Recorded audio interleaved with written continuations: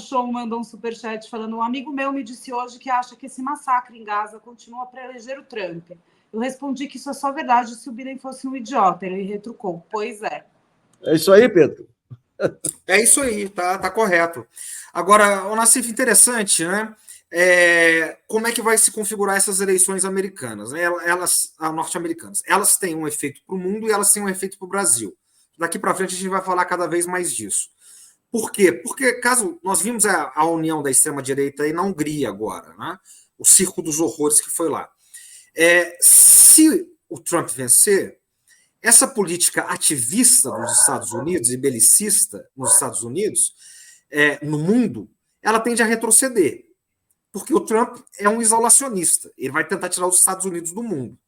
Então, de certa maneira, isso pacifica comparado com os democratas, comparado com que os chamados pombinhos democratas, né, que está cheio de falcões lá, fazem. Porque, veja, o Biden é o presidente das duas grandes guerras, né? Essa guerra do Oriente Médio e a guerra da Ucrânia. E o Trump vai diminuir essa intensidade. Agora, para o Brasil e para a América Latina, isso é um desastre, a vitória do Trump. Por quê? Porque, organicamente, ele vai fortalecer a extrema-direita aqui no Brasil e na América Latina.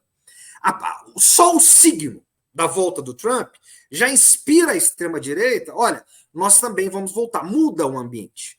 Muda os ares. E aí tem uma outra colocação, que essa é uma outra análise que é importante, como se daria a relação Lula-Trump. E aí tem uma, digamos, o Itamaraty, por exemplo, tem duas linhas de raciocínio. Uma linha diz que, olha, como a família Bolsonaro é muito próxima à família Trump, o Trump vai tentar minar o Lula, e vai tentar minar o governo Lula. Outra linha diz, não, o Lula é um animal político, né, no sentido aristotélico. Ele é muito raro. Vamos lembrar que ele teve relações mais próximas e mais amigáveis com Bush, filho, do que com Obama, que era o primeiro presidente negro, jovem e um democrata. Então, o Lula pode ser tão habilidoso que ele vai ficar amigo do Trump, entre aspas. Né? Ele vai ter uma relação muito... Ele pode contornar a situação e virar o jogo. Então, isso é imprevisível, mas pode acontecer. Agora, mesmo que isso aconteça, o Trump vai ser o grande signo da extrema-direita no mundo. Então, ele fortalece a extrema-direita no Brasil, ele fortalece a extrema-direita na América Latina e no mundo. Então, essa eleição tem muita coisa em jogo e muitas imbricações que vai ter reflexo aqui no mundo inteiro. Agora, é interessante a maneira como... Uma coisa que quando eu escrevi a biografia do Walter Moreira Salles, ele fazia. Um dia a gente estava almoçando lá, eu, ele e o João, filho dele, o Brasil em moratória. Daí o João pergunta, pai, se você fosse negociar a moratória brasileira, como que você faria? Ele falou, eu iria primeiro em Nova York, no clube tal lá, que tem um filho do Bush lá, Bush pai, né? E acertaria com ele, depois eu iria para Washington, no clube tal. Eu falei, mas a questão de números... Não, isso aí é de segundo tempo. Falou, apesar de computadores, de máquinas e tudo, o que vale são as relações pessoais. Daí eu me lembrei da maneira como o Lula cativou o presidente americano, o Bush filho lá. O Bush filho foi o jeito espontâneo dele e o fato de ser da meritocracia, um cara que veio de baixo, venceu e continuava orgulhoso das raízes dele. Então foram esses aspectos da personalidade dele aí que cativaram Lula. Né? E eu chamo a atenção ainda vou escrever a biografia do nosso amigo André Araújo, que foi a pessoa que montou o roteiro do Zé Dirceu nos Estados Unidos. E ele tinha ligações com o Partido Democrata. E ele que conseguiu a reunião com a Condoleezza Rice, conseguiu... Republicano. Partido Republicano. Não, ele tinha ligações históricas lá. Ele me apresentou aqui uma vez o Otto Reich, que era aquele diplomata que tentou coordenar um golpe de Estado da Venezuela.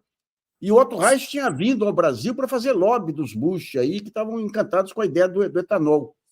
E ele falava o seguinte, tem esse negócio de incerteza climática, nós não acreditamos nisso, não, mas é um bom negócio.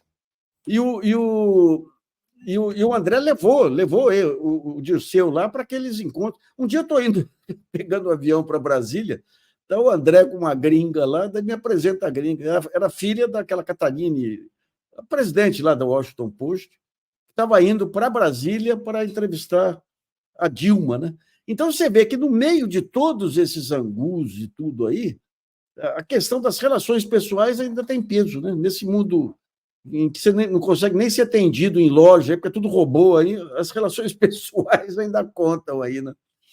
Ô, Nassif, só para ilustrar, uma vez eu estava com o Celso Amorim e o Celso me disse o seguinte: organizei um evento lá na faculdade, né? Fui pegar ele no hotel e tal. Aí ele me disse o seguinte: essa relação do Lula com o Bush, né? Que ele não acreditava assim, na espontaneidade do Lula, porque eles estavam juntos assim, numa ocasião, e aí o Lula batia a mão na perna, assim, no joelho do Bush, e dava risada e tal, e o Celso Amorim põe a mão na cabeça assim e falava: meu Deus do céu, o presidente dos Estados Unidos, o que o Lula está fazendo? E que o Bush dava risada e tal, aí depois ele... Mas você vê essas coisas do Lula, quando teve a Copa do Mundo, aquela disputa que o Brasil ganhou da Espanha, e o primeiro-ministro espanhol ficou, acho que era Zapatero, ficou muito, muito triste lá. O Lula foi lá, deu um abraço nele. No final do ano, um jornal da Espanha, não sei se foi El País, entrevistou lá o primeiro-ministro. Qual foi o momento mais emocionante? Ele falou: foi um abraço que eu recebi do Lula. Ou seja, essa característica de ser gente aí, conta muito nas relações internacionais. O Lula só precisa acordar agora para o Brasil, aí, que ele está meio distraído em relação ao Brasil.